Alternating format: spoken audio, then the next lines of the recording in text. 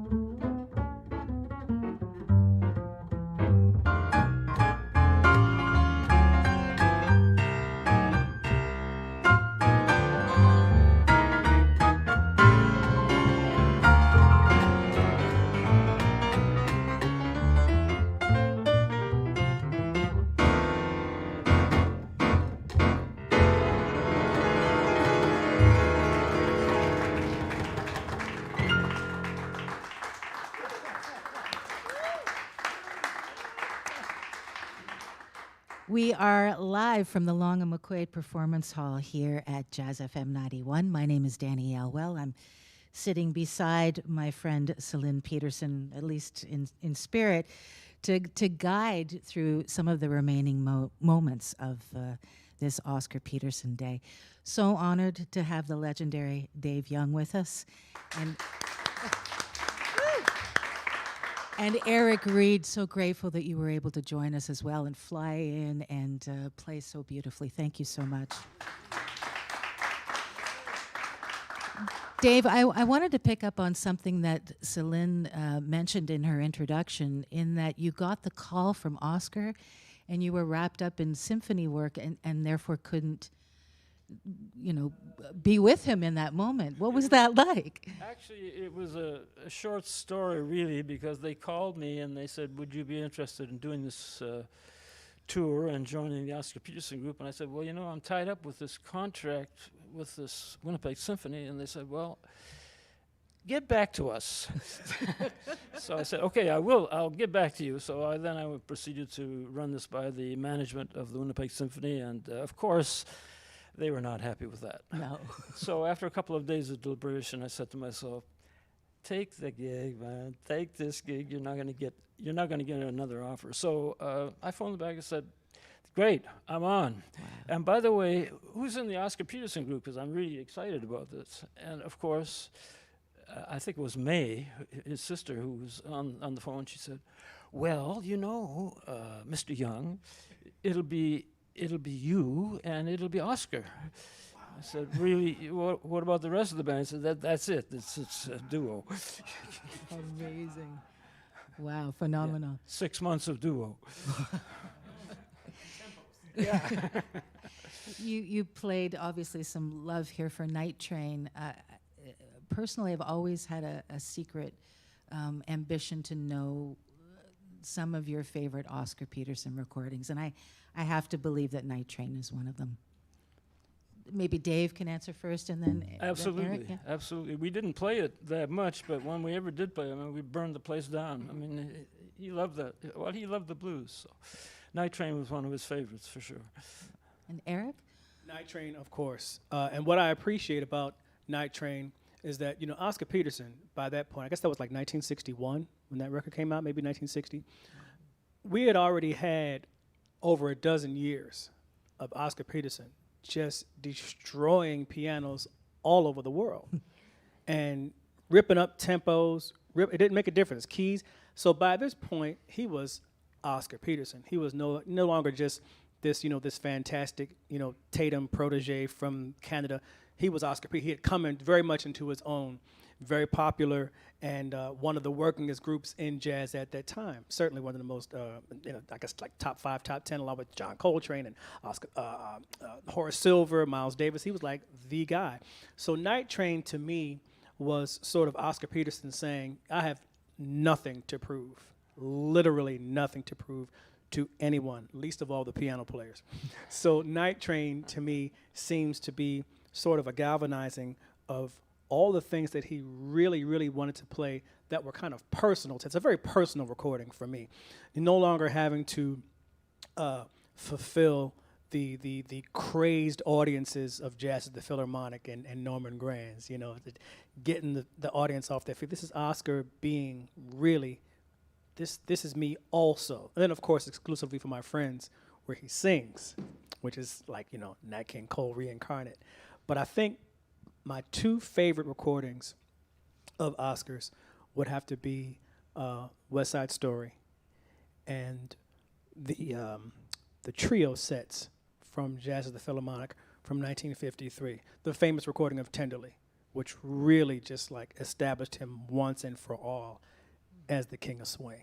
And the piano bass guitar trios versus the piano bass drums trio, with Ed Thigpen, and then the guitar trios with Herb Ellis and Barney Kessel. For me, and I'll close on this, as a preacher's get a little long-winded, I apologize. I prefer Oscar in the piano guitar bass setting because with Oscar and with Ray, well, playing with Ray Brown is like playing with two drummers anyway, because, the tempos ain't going to drag, that's for sure. So when you have Oscar and Ray the rhythm section set. You really didn't need drums. And I always wanted to ask Oscar, I never got a chance to ask him why he made the switch or what prompted him to make the switch from guitar to drums, because Ahmad Jamal did the same thing in 1956 when he switched to Walter Perkins on drums. And maybe it was just kind of what was going on at the time. The piano, bass, guitar trio was kind of no longer really in vogue. So maybe it has something to do with the times. Were you able at some point to have a moment with Oscar in your life? Did you ever cross paths? We'd crossed paths several times. We didn't have a great deal of time to have actual conversations. It was mostly me gushing and praising and blubbering and blah, blah, blah, blah, blah, you know, and him going, security. But he was just a lovely man. But I didn't get a chance to really develop a rapport with him because it was always kind of in passing, you know. I was looking at some of your memories on social media today, and I'm going to paraphrase because I can't remember specifically what you said, but you basically said you wouldn't be you without him. No piano player after him would be. Oscar Peterson put the stamp on swing.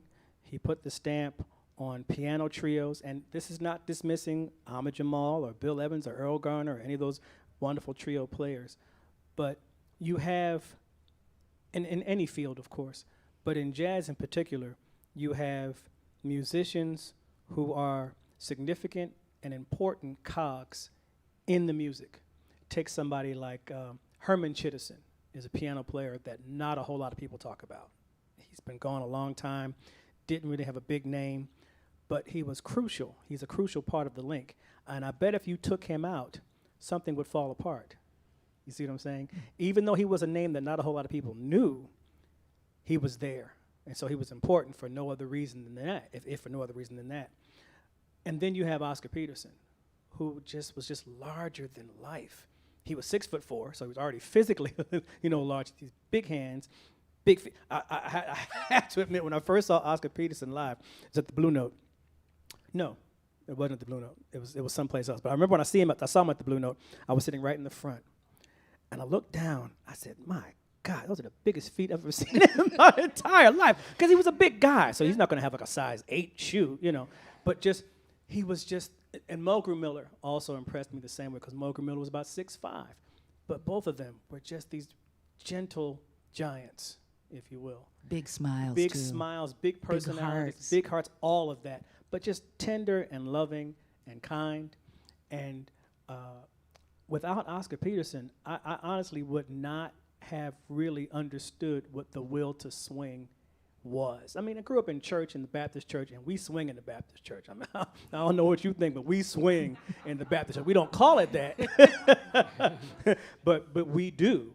And so that Baptist beat, Oscar Peterson had that in his playing, like Dave Young was saying. Oscar loved the blues. Yeah. But Oscar was just Oscar. He's one of these musicians, and again, I'll close on this. He was one of these musicians who all you have to do is just say his first name, Oscar, and we automatically know who you're talking about. Not necessarily Oscar Pettiford, although he deserves that respect. Not Oscar the Grouch, not Oscar Madison from the. When you say Oscar, we're talking about Oscar Peterson. It's like saying Herbie. Of course, talking about Herbie Hancock, not Herbie Nichols, who again deserves those props.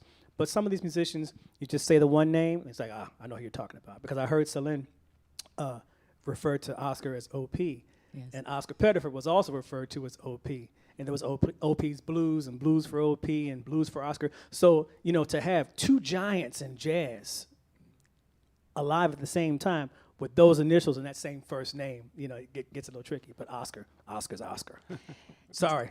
Listen, no. You got to turn my mic off, otherwise I'll just keep going. We're so grateful.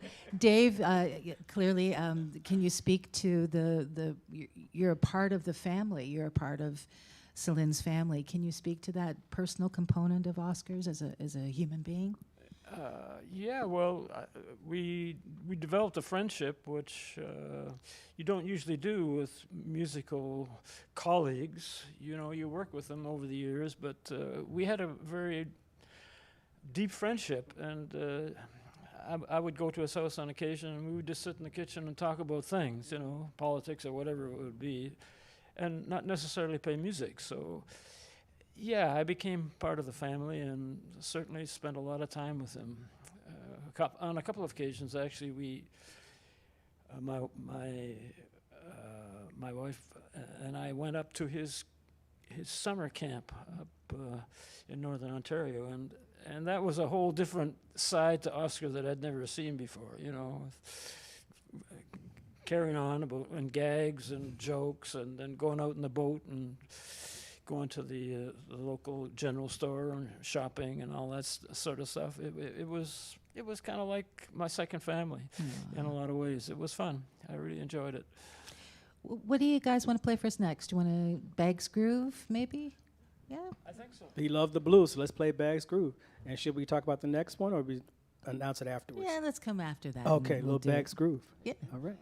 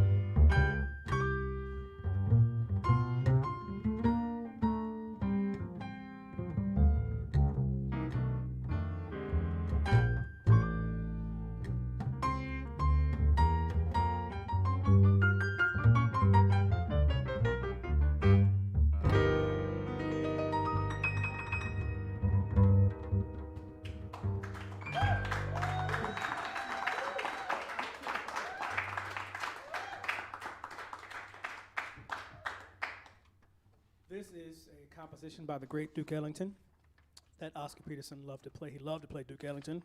Who doesn't? And this is something that I actually arranged entitled I Got It Bad and That Ain't Good.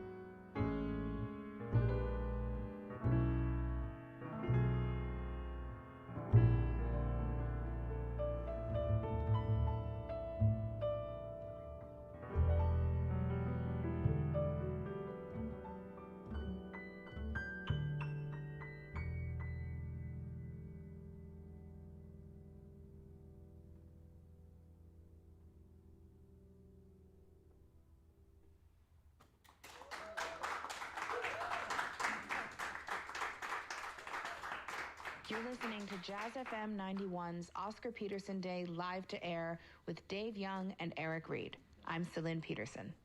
We were originally going to be joined by another dear friend and my godfather, Dr. Oliver Jones, who is sadly unable to join us today, but he did send a beautiful note which I'd like to share with you all now.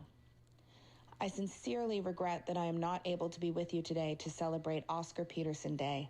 I have been recovering from COVID for the last 2 weeks, and unfortunately right now travel is not possible, but I am with you in spirit. I was very much looking forward to being part of the festivities to honor Oscar. Back in the day, our families were neighbors, and from very early on, I was acutely aware of how hard Oscar worked, his dedication and commitment to his craft, his tremendous technique and outstanding musicality led him to become the greatest jazz pianist in the world, and it was truly inspiring to myself and so many Canadian musicians. During my career, as I traveled the world, people, knowing that I was from Canada, would ask about Oscar, and they would always speak so highly of him. Such is the impact he had and the many lives that he touched. His legacy will live on. To Oscar's family, I know how proud you are, and I know I join all Canadians when I say how proud we are of Oscar. I wish everyone a very happy Oscar Peterson Day. Dr. Oliver Jones. We now return to the Long McQuade Performance Hall with more from Dave Young and Eric Reed for Oscar Peterson Day on Jazz FM 91. Clearly, there are so many remarkable Oscar compositions that have made their mark in the lexicon of music, and I'm conscious of time, so I don't want to spend too much time talking and want to get in as much music because it's just so wonderful. But you're going to play Hymn to Freedom, and I think it's important to get your feelings, Eric, on the composition itself and what it may have meant to you in your life. Growing up in the church, of course, this song certainly has its roots in gospel music, and there are lyrics. I think the lyricist is a woman named Harriet. Yes, Harriet. Yes. Thank you. I don't remember her last name. It's eluded me for the moment. But the importance of a piece like this, you didn't really hear about too many jazz musicians expressing political views, especially at a time when there was a different kind of turmoil going on during the civil rights era. I believe Louis Armstrong actually refused to actually go on tour at some point.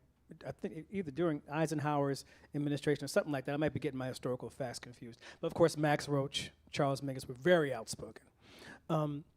But Oscar Peterson is such an interesting figure in jazz music in that he broke down a lot of barriers. I wouldn't exactly call him the Jackie Robinson of jazz music, of jazz musicians, but I believe his role was very similar in breaking down the barriers that existed in the music, playing in concert halls all over the place, just the way he dressed. You know, they were always in tuxedos. And what he represented, which was so very different from the narrative of many jazz musicians, in opposition to somebody, say, like Billie Holiday, who was, for all intents and purposes, sick. But, you know, we were under a regime in the country that criminalized drug addicts. They didn't treat them as people who needed care. And Oscar Peterson, this song, it's like Duke Ellington, the same kind of way. Duke Ellington wrote the 3 sacred concerts with Billy Strayhorn, and he says, now I can say publicly what I've been saying privately on my knees. And again, a lot of these musicians, a lot of these black jazz musicians, from the beginning of the music up through the 50s, they really didn't have the luxury to be outspoken. Charles Mingus, he didn't care. He gave 0, you know. But somebody like, you know, Duke Ellington, John Lewis, Oscar Peterson, their approach was through their music.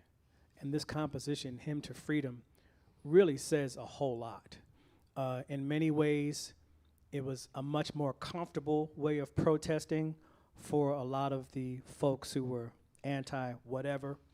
But it just has it has its own spiritual energy, unlike some jazz songs you hear where they're just great, and it's great for dancing, great for listening to, great for improvisation. But this song in particular, when Oscar Peterson recorded this, there was a certain kind of reverence that he had when he recorded it. Dave, you've clearly performed this song many times. Can you speak to the power of that performance when you did, and the audience reaction to it? Well, I think when people heard the piece and the title, they immediately thought, "Oh, this is going to be a religious, you know, piece of sorts." But as Eric says, it was more than that. It was more than a piece from the church. It was a comment on civil rights and how Oscar felt about generally, you know, everybody trying to coexist in a world, especially in North America, that seemed to be split on civil rights. So the piece definitely always evoked a hush and a respect from the audience, and everybody paid attention for sure. Dave Young, Eric Reed, Hymn to Freedom on Jazz FM 91.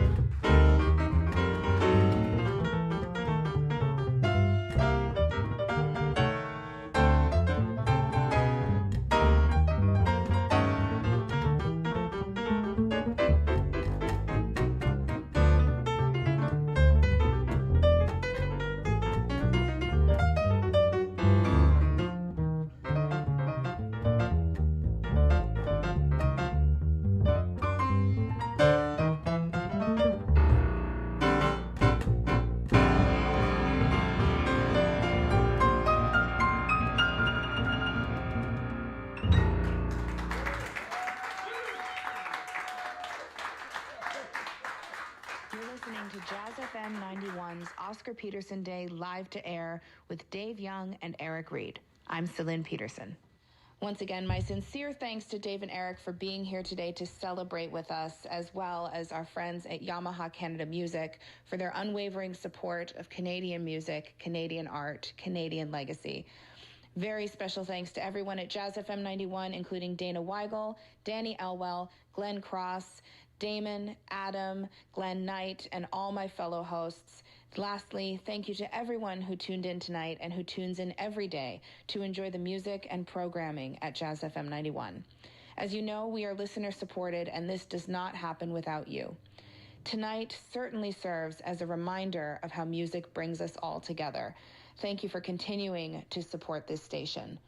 I'm so sad again that I could not be there in person with you all. COVID did get a hold of me, but it has been a joy to join you virtually. And thank you so much to everyone who celebrated Oscar Peterson Day today, whether that was listening to your favorite record, to your favorite song, looking at photos, reliving a memory. It's all so special, and the love is so sincerely felt. And it has been a pleasure to be here with you to continue the celebrations this evening. With that, I thank you once again for listening, and if you would like to hear the live to air again, you can visit the JAZZ.FM91 YouTube channel. My name is Céline Peterson. Thank you so much, and I now go back to Dave and Eric for one last tune.